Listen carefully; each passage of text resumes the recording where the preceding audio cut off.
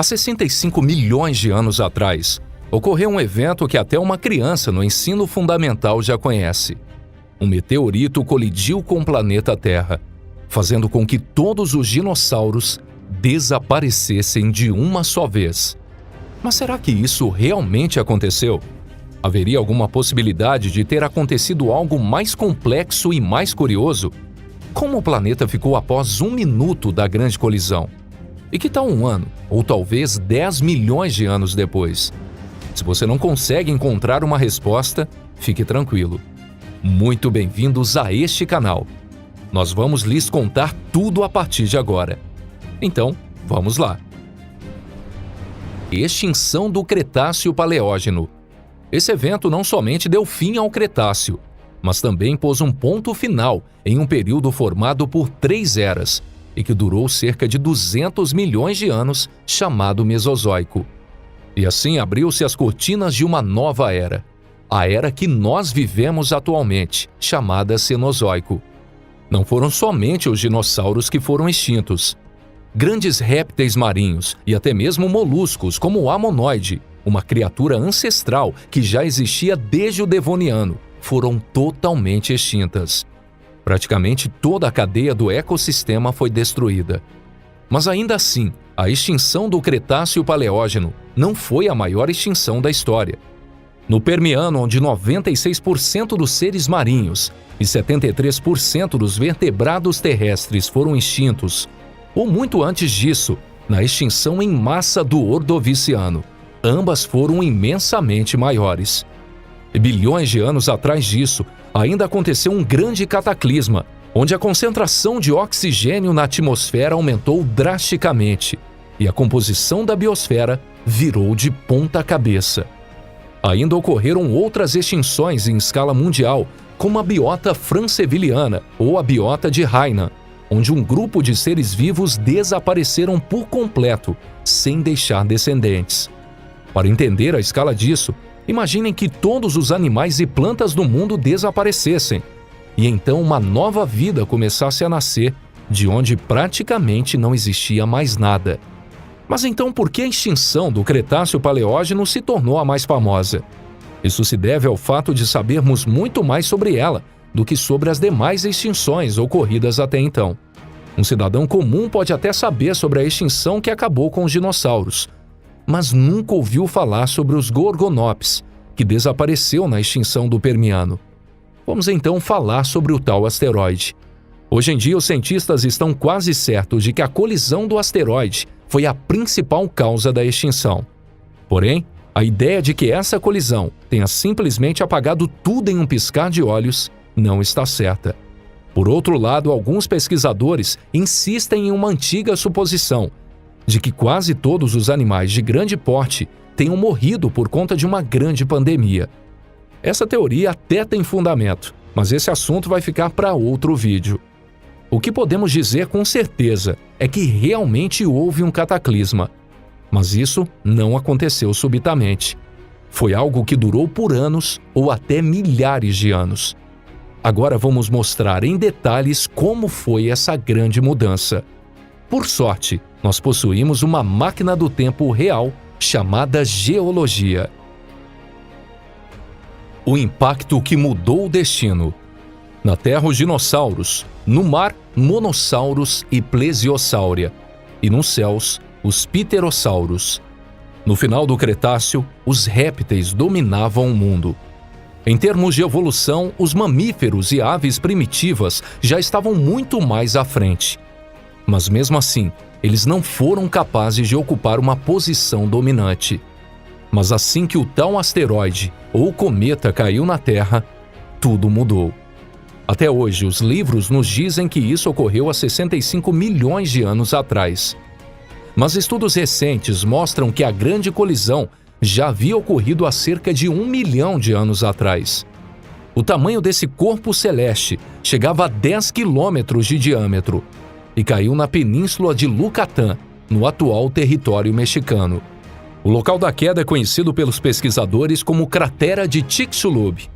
Já a cratera Shiva, localizado no oceano próximo à costa oeste da Índia, vem sendo apontado a possibilidade de ter sido gerada por um gigante fragmento que se desprendeu do asteroide antes do impacto. Se da mesma forma o corpo principal do asteroide tivesse caído no mar, certamente teria gerado um tsunami gigante sem precedentes. E isso, sem dúvida, teria causado um sério dano na biosfera. Mas ainda assim, não chegaria a ser catastrófico. Porém, para o azar dos dinossauros, o corpo principal caiu na Terra. No momento da queda, houve uma explosão gigantesca.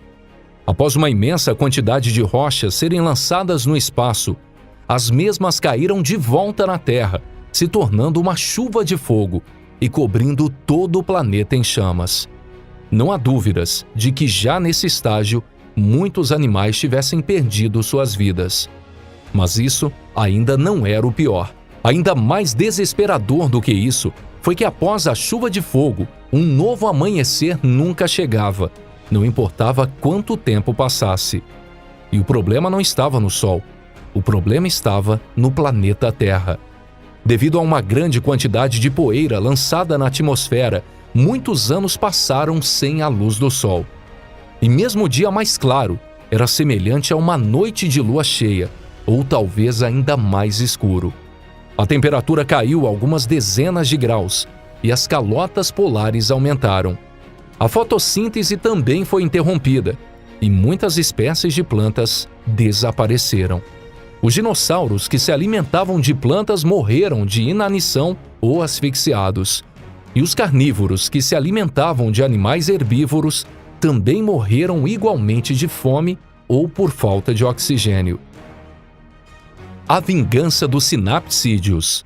Quanto tempo durou essa noite sem fim e esse longo inverno?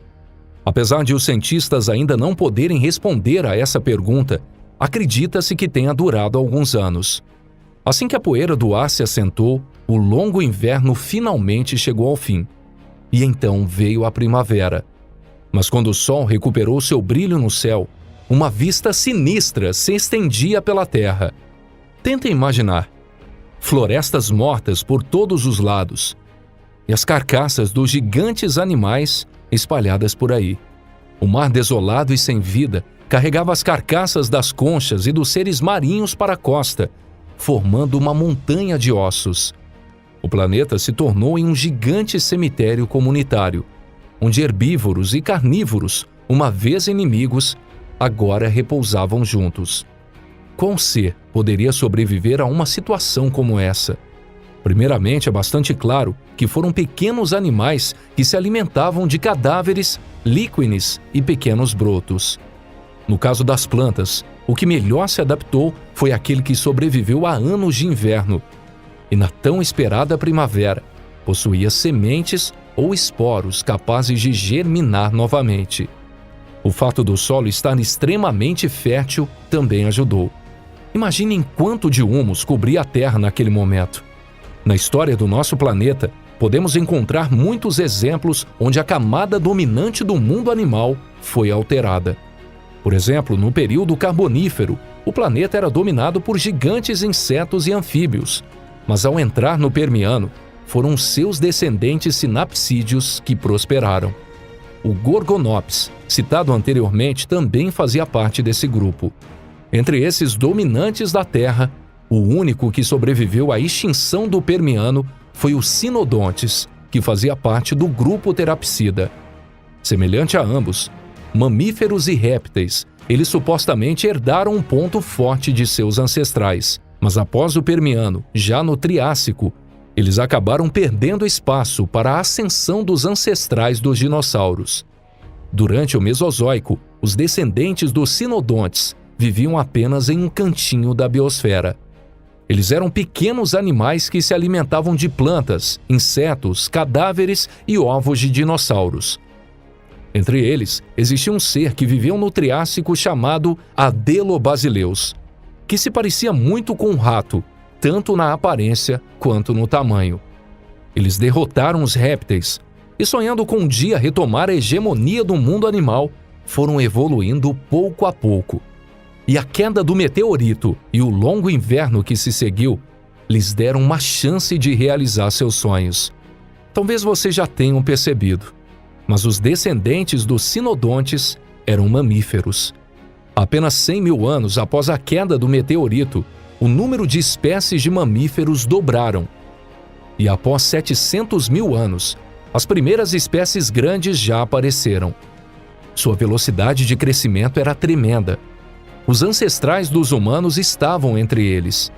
Existe a possibilidade de que os primeiros macacos primitivos já existiam na mesma época dos dinossauros, há cerca de 80 milhões a 90 milhões de anos atrás.